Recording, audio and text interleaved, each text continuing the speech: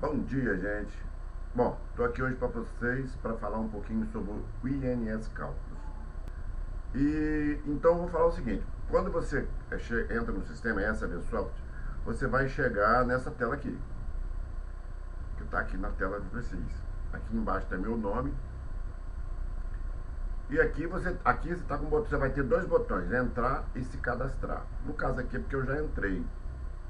E aí eu vou clicar aqui no INS Cálculo. Quando você já entra, ele só aparece aqui, para você voltar para o sistema, caso você queira voltar para essa tela. Porque você pode chegar nessa tela aqui, basta clicar aqui, ó, em cima do nome, INS Cálculo, você volta para essa tela. Aí como você já está conectado, então é só clicar aqui de volta, você volta aqui para dentro.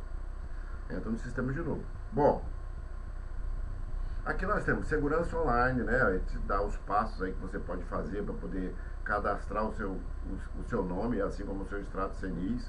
E eu vou fazer aqui uma simulação para vocês verem, ó. Contribuinte. Eu já tenho aqui é meu nome, eu estou cadastrado, mas vou te falar aqui, ó. Novo contribuinte. Você pode chegar aqui e colocar qualquer coisa que você quiser, ó. Que o sistema vai aceitar se não tiver algo parecido cadastrado. Você pode botar aqui os dados que você quiser.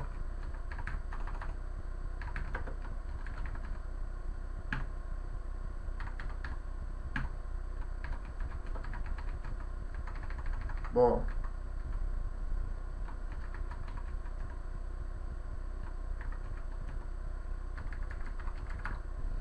correto? Aqui é os dados referentes ao INSS. Aqui você pode colocar o seu e-mail. No caso, se você está fazendo para você mesmo, você coloca o seu e-mail, né? Mas se você estiver fazendo o cálculo para uma outra pessoa, você vai colocar o e-mail da outra pessoa. Logo, aqui eu estou colocando o e-mail de outra pessoa. Então vou colocar aqui um e-mail fictício. Também você pode colocar, nessa situação aqui, você pode colocar o e-mail fictício. Na hora de se cadastrar no sistema, o e-mail tem que ser real, porque o sistema vai mandar um link de confirmação para saber se o seu e-mail é verdadeiro. E aí você vai lá no seu e-mail, clica naquele link, vai voltar para o sistema, né? Aí quando você volta para o sistema nessa situação, você deve sair e entrar de novo, para você ter acesso total ao sistema. No caso aqui, esse e-mail é o e-mail do cliente que você está cadastrando. Então aqui, nesse caso, você não vai verificar se o cliente é verdadeiro, porque você está cadastrando o seu cliente. Então ele é verdadeiro. Bom, então aqui vou botar o número também, telefone também, vou chutar também. A data de nascimento aqui eu posso chutar.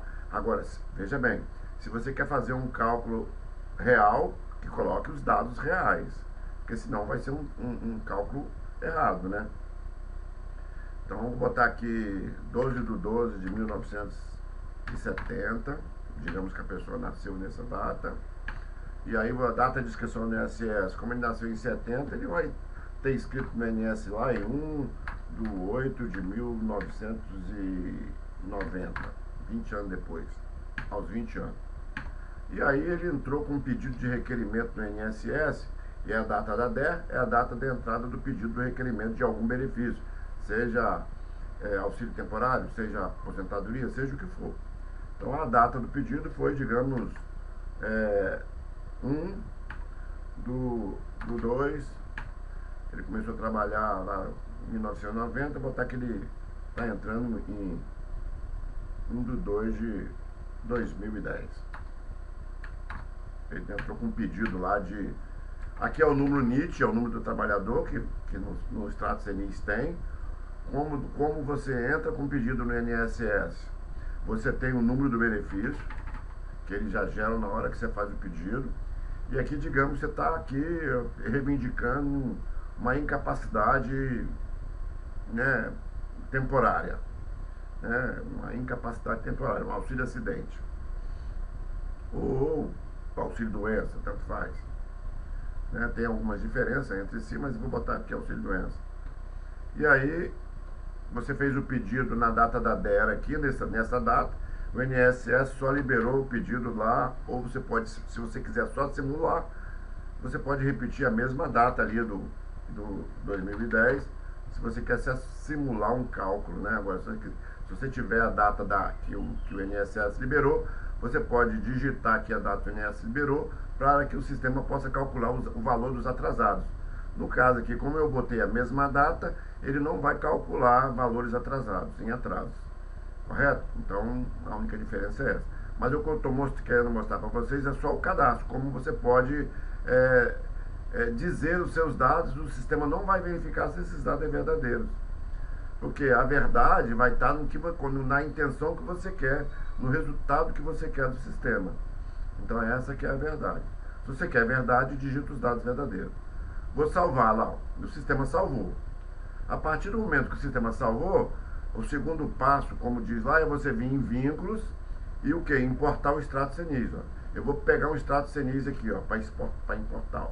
Vou pegar um extrato e vou passar rapidinho, porque eu não posso ficar mostrando esse extrato muito para a pessoa. Então eu vou abrir, visualizar o extrato e já vou importar, para poder você não ver o extrato da pessoa que eu pedi. E aí ele vai começar a importar para o sistema os dados que estão no extrato CNIS em relação às empresas que você trabalhou, o período, entendeu? E as contribuições que foram feitas por essas empresas no longo do tempo que você trabalhou nelas, né? Então aqui no caso, na tela, ele está te mostrando só o nome das empresas. Por quê? Porque as contribuições vai estar aqui em cima em contribuições. Correto? Eu vou mostrar isso agora. Então já terminou de fazer a importação dos dados, no caso das empresas, né? Todas as empresas. Agora aqui, ó, quando você clicar em contribuições, você vai ter o que aqui? Aqui, ó, Carlos Gomes. Aí você vai ter todas as contribuições realizadas pelo Carlos Gomes aqui. No caso lá, que eu importei. Como vocês não viram o extrato CNIS, ele foi só a importação. E aqui nós temos alguns dados, que ele pode trazer alguns dados que estão lá no extrato CNIS, que são dados inválidos. Por exemplo, aqui, ó, 8 de 2025. Aí você vai ter que conferir lá no extrato se isso é verdadeiro. Então, algumas conferências pode ser necessária, né? No caso aqui, eu teria que olhar o extrato e ver, por que aqui está zerado? Pode ser que ele tenha repetido ou não tenha conseguido localizar o valor de contribuição para esse mês. Correto? Tem esse aqui, ó, 2 meses. Ou talvez tenha sido só meses repetido, que aqui no caso repetiu. E aí, de repente, aqui por algum motivo, eu teria que consultar o extrato CNIS para verificar isso. Mas eu vou simplesmente aqui excluir esses 2 meses. Tá vendo? Eu posso excluir os 2 meses, que se eu verificar que são 2 meses que foram por algum motivo errado, importado errado aqui, outro mês importado errado aqui, ó. E se qualquer coisa eu verificar depois, eu posso inseri-los de novo. Correto? O que eu quero mostrar é como é fácil você manipular esse extrato aqui, ó. Tá vendo? Então aquilo que... como lidar com esses dados aqui, eu já fiz um vídeo explicando como lidar com esses dados. Então, se você quiser aprender um pouquinho sobre como lidar com esses dados, assista o vídeo lá, que eu tenho um canal, um canal no YouTube, e aí lá tem os vídeos lá, eu tenho uma playlist que é falando só sobre esse sistema INSS Cálculo. Bom, mas entenderam como é fácil importar seus dados? E aí, após importar os dados, você já tem aqui, ó, teve 177 registros, então pelo número de registros em si, já não daria para você se aposentar, porque hoje o mínimo é 180 para a mulher e 240 para o homem. Mas você tem que fazer isso, de preferência, antes de começar a querer se aposentar, né? Para você já poder se planejar a respeito daquilo que você quer, de como você quer se aposentar, em que valor você quer se aposentar. No caso em tela aqui, ó, as regras aceitas hoje seria essa aqui. É claro que esse divisor não é mais utilizado para quem começou a trabalhar de 1994 para cá. Esse divisor nem vai ser utilizado, vai ser o número de contribuições dividido pelo número de contribuições. Aqui esse divisor mínimo foi só durante um período na regra de transição que ele foi criado lá para poder prejudicar os mais velhinhos, com a ideia de que queria barrar quem estava fazendo umas maracutaias que era da contribuição única, ou seja, pessoas de má fé que contribuíam com um valor só e se aposentavam pelo esse único valor. Aí bolaram esse divisor 108, que prejudicou, que barrou não só essas pessoas, como também prejudicou toda pessoa mais idosa que estava na reta de se aposentar, jogaram o salário dessa pessoa para o salário mínimo. Então isso foi uma puta de uma sacanagem com muita gente, mas nós não estamos aqui para falar sobre isso. Bom, mas a gente fica indignado e acaba falando, né? Bom, então, aqui só de cadastrar aquele cliente, de importar os extratos, o extrato CNIS desse cliente, a gente já pode ver que o sistema já me deu uma série de informações aqui, ó. Ah, mas essas informações são válidas? Ué, essas informações são todas com base naquilo que ele importou do extrato CNIS. Basta você conferir o extrato CNIS, e se tiver algum dado que não está aqui, porque às vezes não está no extrato CNIS, aí você pode inserir a contribuição manualmente. Para essas empresas que já estão cadastradas, você só tem que escolher a empresa e inserir a contribuição que está faltando. Se a empresa não tiver cadastrada, então você tem que vir aqui em contribuinte, pedir vínculo e cadastrar um novo vínculo, se o vínculo for novo, esse novo vínculo, essa nova empresa, e aí depois de cadastrado esse novo vínculo, inserir as novas contribuições para esse novo vínculo. Bom, agora eu queria falar só isso, que não tem risco nenhum de você utilizar esse sistema para importar os seus dados, verificar os seus dados. Tudo isso que eu fiz aqui está dentro de um patamar seguro, com total criptografia até o servidor, e no servidor os dados são criptografados. Mas a minha ideia aqui hoje é falar sobre uma nova função, que é o seguinte: se você às vezes se você está fazendo cálculo para você mesmo, tudo bem, mas às vezes você é um profissional da área de cálculo e está fazendo esse cálculo para uma outra pessoa, né? Ou você é um advogado, está fazendo um cálculo para o seu cliente, e aí você quer liberar acesso para esse cliente, acompanhar os cálculos dele, ou ver o que você está fazendo, se tem alguma coisa errada, verificar se estão todos os dados certos. E aí como você pode fazer isso? Aqui em editar, você está no cliente, você está em contribuinte, né? Você está no seu contribuinte, você pede editar, e você vai aqui, ó, acesso. Aí aqui você tem acesso negado, visualizar, permitir ele só visualizar, permitir a ele alterar alguma coisa. Aqui vai permitir a ele excluir alguma coisa e alterar outras. E aqui você vai dar o recurso administrativo para ele. O recurso administrativo é como se fosse você fazendo. Ele vai poder apagar, excluir, modificar, fazer praticamente quase tudo. Mas alguma coisa ainda é restrita para o usuário fazer, para o contribuinte fazer. Então vamos escolher aqui só visualizar. Quando você escolhe só visualizar, aí você vai botar um nome para ele. O nome dele aqui, por exemplo, tá Sérgio Valadão, sou eu. Aí você quer botar um outro nome, você quer chamar ele só de, digamos, Valadão.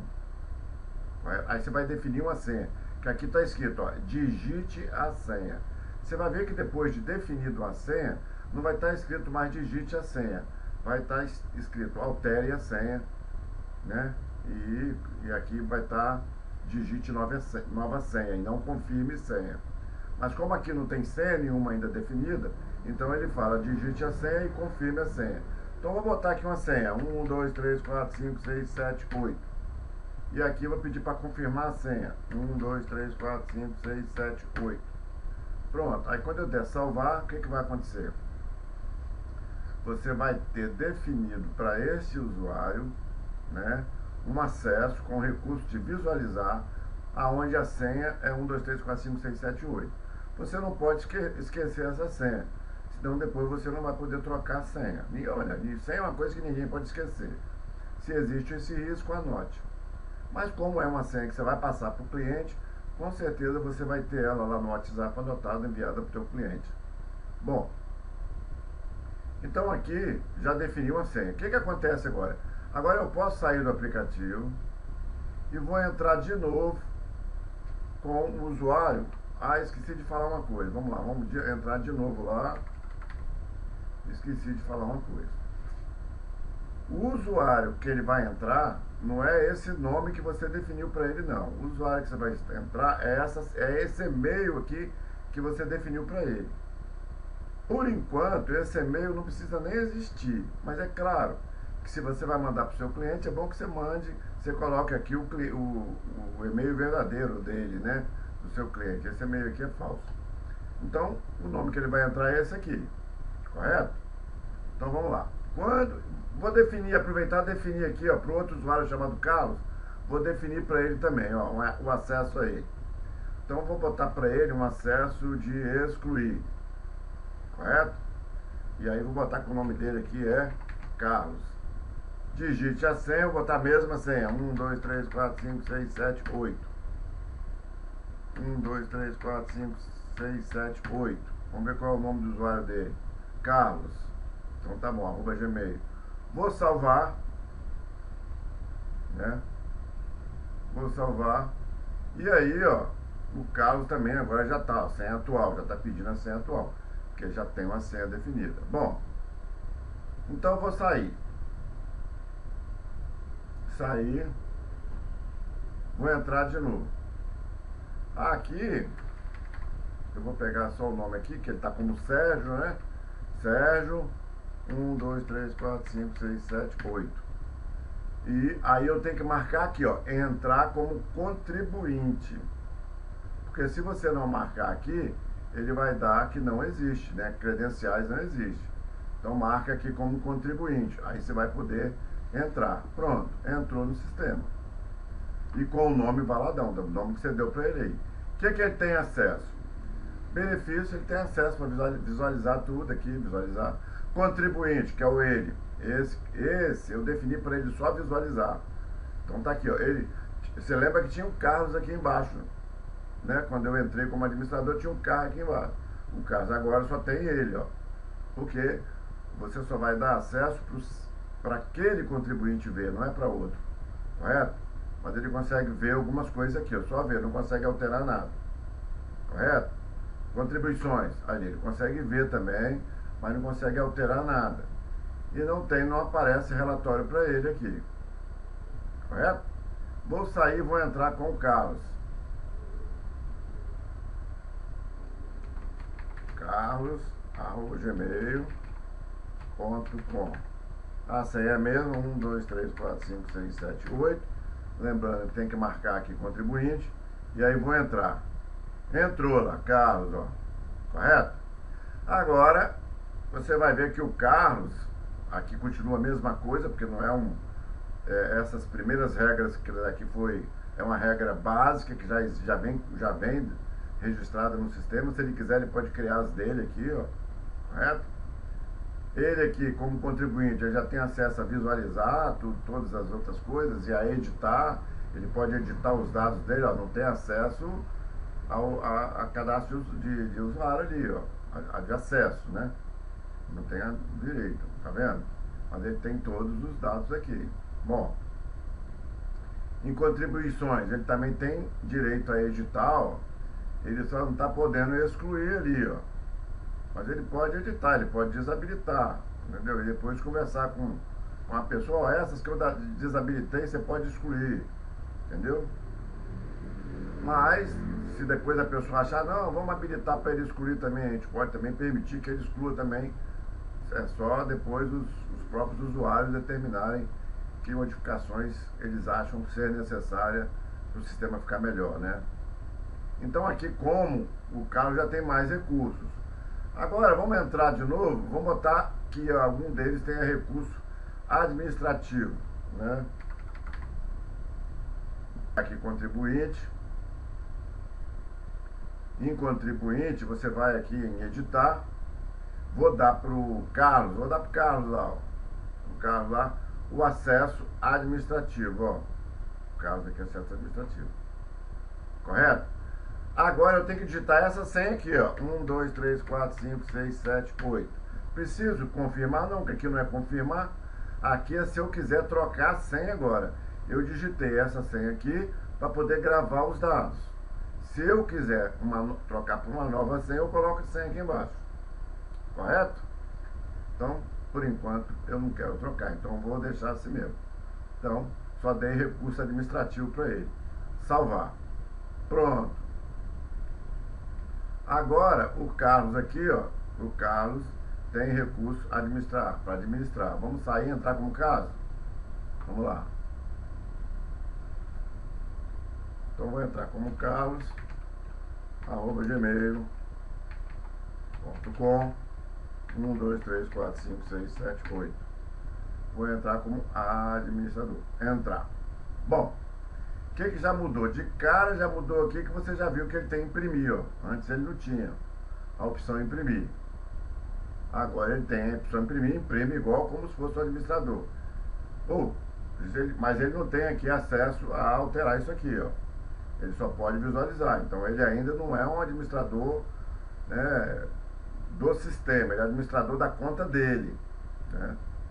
Mas aqui está aqui, os dados dele, pode fazer tudo, até excluir. Se ele quiser excluir os dados dele, quer dizer, ele está rescindindo o contrato lá com quem ele contratou para fazer os cálculos para ele.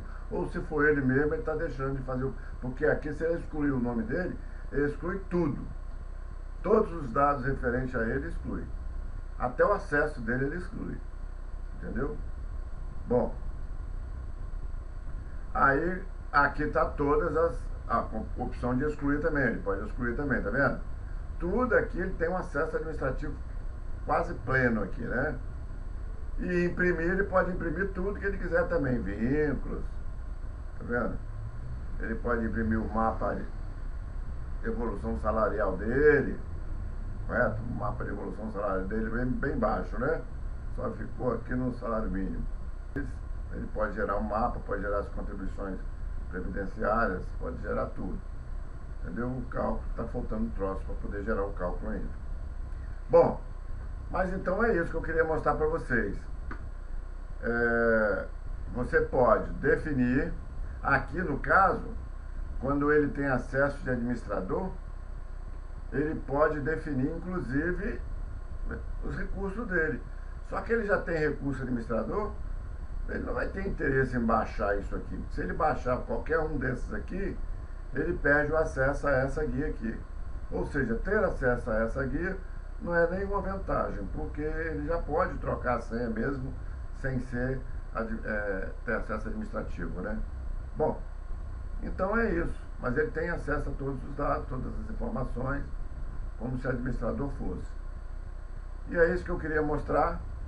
Eu acho que é interessante isso para quem faz assim cálculo para vários clientes e aí, por exemplo, quer definir que um funcionário, por exemplo, se dedique àquele cálculo. Ó, pega esse cálculo aqui e acerta ele todinho.